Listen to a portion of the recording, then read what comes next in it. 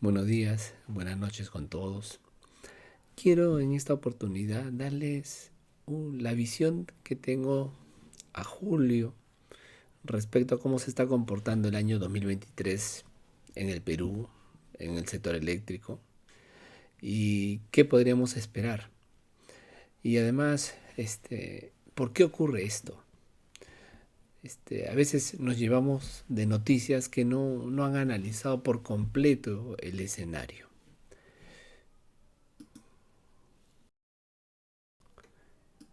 Por ejemplo, esta noticia que sale 3 de agosto, hoy día, en el cual se dice que se incrementó la electricidad en 3%.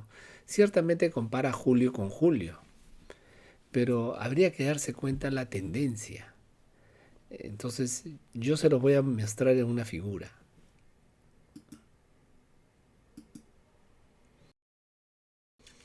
En esta figura tienen la evolución semanal en el eje horizontal de cada año en el CEIN, la demanda media. Demanda media significa la energía dividido entre el tiempo. Ya, yo le llamo también potencia media. Ese es el mejor reflejo porque quita los fenómenos de los días. Ciertamente el año 2020 es el efecto COVID, o sea, no deberíamos tomarlo en cuenta. Pero si uno analiza el año 2022, uno ve que venía una tendencia subiendo, pero el último semestre hay que tener cuidado porque ingresó un gran cliente libre que se llama Quellaveco y eso subió la demanda. Pero si uno ve el año 2023, que es la línea roja superior, ya, ciertamente se está observando que la demanda está cayendo. Yo le pongo una flecha para indicar la caída. Y esto ya lo están anunciando como un síntoma de recesión.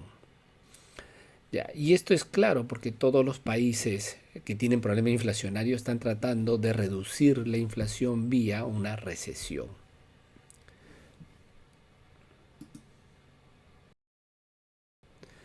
Esto mismo se puede ver en un análisis mensual, donde en el eje horizontal tengo los meses del año. Para cada año 2019, 2020 lo he borrado, 2021, 22 y 23. El 22 que está en verde señalo la entrada de Quellaveco, que hay que tener cuidado, ¿ya? O sea, no hay que dejarse llevar. Y lo que se nota es que la línea roja tiene tendencia de caída, ¿ya? Entonces ha caído como más de 300 megavatios en lo que inició el año. Eso no es normal. Entonces, ¿qué podríamos esperar? Lo normal es que haya un rebote y que terminemos con un valor, digamos, igual al año pasado, a lo sumo. Esto puede ser menos. Entonces, la demanda máxima podría estar en los 7.900 megavatios como demanda máxima. El promedio está en 6.800, 6.700. Ya la potencia media, si uno lo divide entre la demanda máxima, se tiene el factor de carga. El factor de carga del país está en 86%.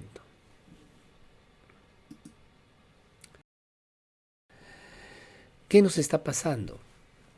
Debemos de observar la producción hidráulica. Aquí tengo año 2019, 20, 21 y 22. 22 es la línea oscura roja, ¿no?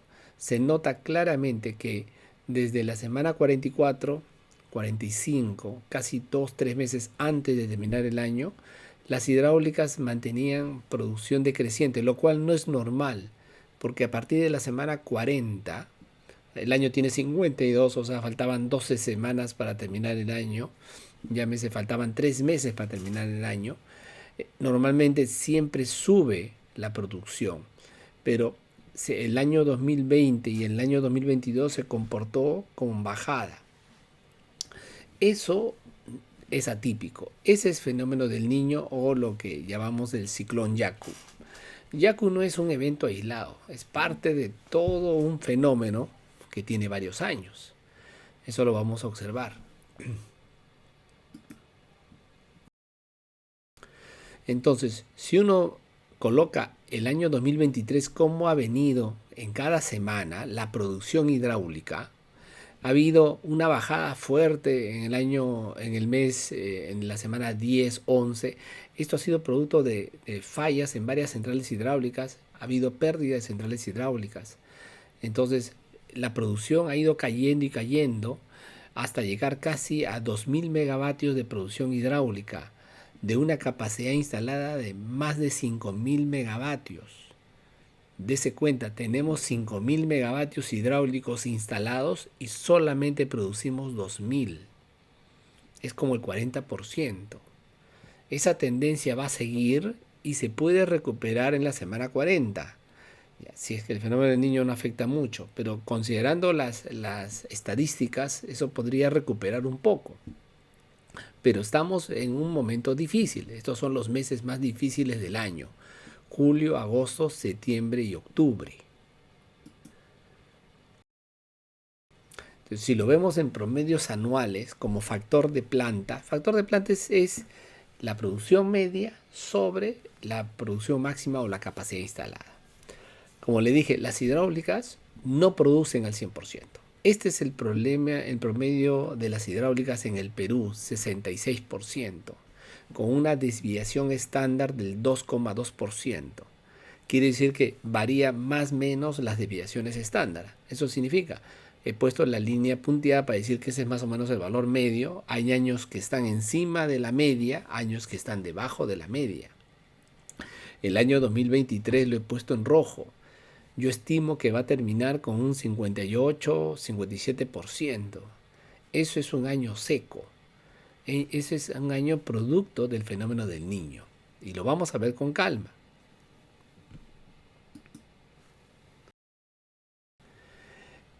Revisemos un poco probabilidades.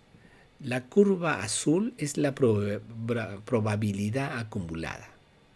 Y la curva naranja o roja es la densidad de probabilidad. Cuando uno suma toda la curva roja, produce la curva azul. ¿Ya? Esta es una curva normal estándar. ¿Por qué? Porque en el eje horizontal uno pone la variable z. Es una variable normalizada. O sea, lo puedo usar con cualquier gráfico, es la misma cosa con cualquier variable que quiera medir. Entonces, normalmente la producción hidráulica sigue una curva normal. Entonces vamos a analizar eso. O sea, lo pongo para darnos cuenta cómo funciona la curva normal. Y quisiera aclarar, si ustedes se dan cuenta, cuando toman z es cuántas veces se desvía uno de la media. Eso significa z. Negativo y positivo. Normalmente menos 2z llega a un 5%, más 2z llega a un 95%. ¿Ya? Entonces, cuando uno quiere medir riesgos, uno dice, lo normal es menos 2 más 2, está casi todo, el 95% está todo metido ahí. ¿Ya? Cuando el evento que se produce está menos del 2z o más del 2z, se dice que está fuera de la normal o es un evento de muy baja probabilidad de ocurrencia. Entonces, yo he calculado la probabilidad de ocurrencia de estos eventos, de estos años, del factor de planta que ha ocurrido desde el año 2008 al año 2023. ¿Y qué observo? Que hay años que tienen un ciclo húmedo. Si ustedes se dan cuenta, tienen probabilidad de ocurrencia superior o factores superiores al 50%. O sea, esos son los eventos que se han presentado desde el 2009 al 2015. El año 2016 al 2023 se presentan lo contrario. Pueden haber algunos que se escapan, pero normalmente hemos estado en un ciclo húmedo de 7 años, luego pasamos a otro ciclo seco de otros 7 años. Normalmente el ciclo es de 14 años. Entre 11 y 14 años son los ciclos en los cuales se presenta el fenómeno del niño. A veces es moderado, a veces más grande. Entonces el año 2023 es una probabilidad de 0. O sea, es el año más seco que nos está tocando de estos últimos 15 años. para tenerlo presente. Y este encima está afectado por el fenómeno del Niño. O sea, hoy día estamos dentro del año más seco de la estadística de estos últimos 15 años.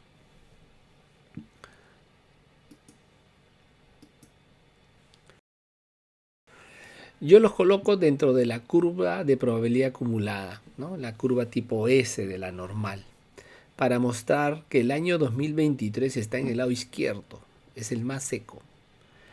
Ha habido años que son húmedos, con alta probabilidad o con alto factor de planta. El 2011, 12, 13, el 15. Años más o menos húmedos, 2009, 10, 14, 19. Años más o menos secos, 2008, 2017, 2022, 2016, 2020. Pero el 2023 es el extremo de la estadística. Entonces estamos en un evento importante para el sector eléctrico. Y ese evento se refleja en la producción hídrica. Como les dije, tenemos 5.180 megavatios instalados hidráulicos y solamente estamos produciendo el 40%. No porque no haya central, es que no hay agua. Todos los ríos, o sea, unos más que otros, se están afectando. Entonces tenemos que recurrir a térmicas. Y aquí lo pongo en megavatios. Lo que antes estaba en factor de planta, esto es megavatios. Tenemos 2.000 megavatios produciendo. Nos faltan 3.000 megavatios hidráulicos. Lo normal es que lo normal entre el comportamiento de la línea verde y el piso es como 700 megavatios nos está faltando normalmente. Lo podríamos haber cubierto con más térmicas, pero no se ha hecho las térmicas. El Estado no ha acompañado. El Estado cree, o el gobierno, mejor dicho, cree que estos eventos no se producen.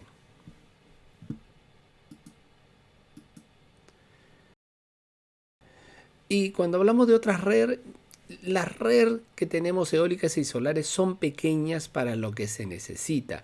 Medido como potencia media, por ejemplo, todas las solares producen en promedio 100 megavatios. Son mucho más estables que la eólica. Entonces, y la eólica está en 300 megavatios. Entonces la térmica tiene que salir a suplir la falta de energía de una máxima demanda de 8.000 con una potencia media de 6.800. Necesitamos como térmica promedio 4.250. Pero también necesitamos tener reserva para hacer frente a otros eventos. Aquí le muestro el panorama de lo que se necesita este año. 4.250 térmicos en el peor mes, que va a ser el mes de septiembre. Si dividimos entre más o menos la disponibilidad promedio o el factor de planta promedio, deberíamos de tener casi 4.700 megavatios con gas natural, que no lo tenemos. Tenemos que usar diésel. Eso va a implicar que tienen que subir los costos marginales. Si a eso agregamos y la reserva eficiente, porque estas son las centrales que operan normalmente en estos eventos, y la reserva eficiente, Ocinermin dice que es un cuarto de la máxima demanda, que es 8.000 megavatios. 25% de 8.000 son 2.000 megavatios. 2.000 más los 4.000 en promedio que necesitamos acá térmico, podríamos hablar de 6.000 megavatios que deberíamos de haber tenido con gas natural. Y no lo tenemos. Tenemos 4.500 más o menos, hasta un poco menos. Entonces, este año es complicado y tenemos que aprender. Siempre ocurre el fenómeno del Niño como una cíclica. Nos ocurrió en el año 92, más 13 años, más 11 años, eso da 2005. Eso de más otros 13 o 12 años nos lleva a lo que tenemos hoy día. Se van a presentar los eventos, Los sistemas se tienen que diseñar con seguridad. Lamentablemente la hidráulica es la que origina este fenómeno. Poner más renovables, eólicas y solares no soluciona el problema, porque necesita seguridad. Y las térmicas tienen que estar diseminadas a lo largo del país para darle más confianza al sistema. Eso no se percibe.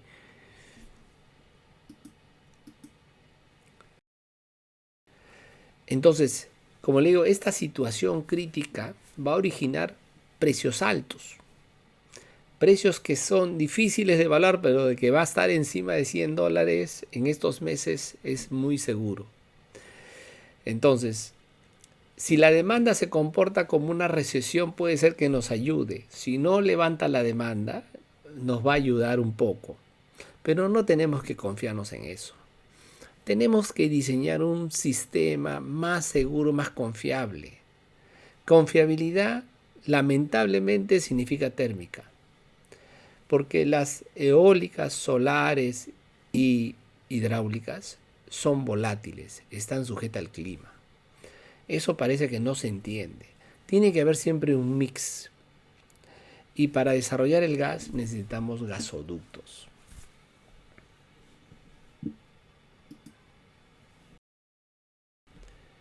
Muchas gracias y voy a seguir analizando otros fenómenos y también esto de cómo se comporta el sistema ante los eventos aleatorios.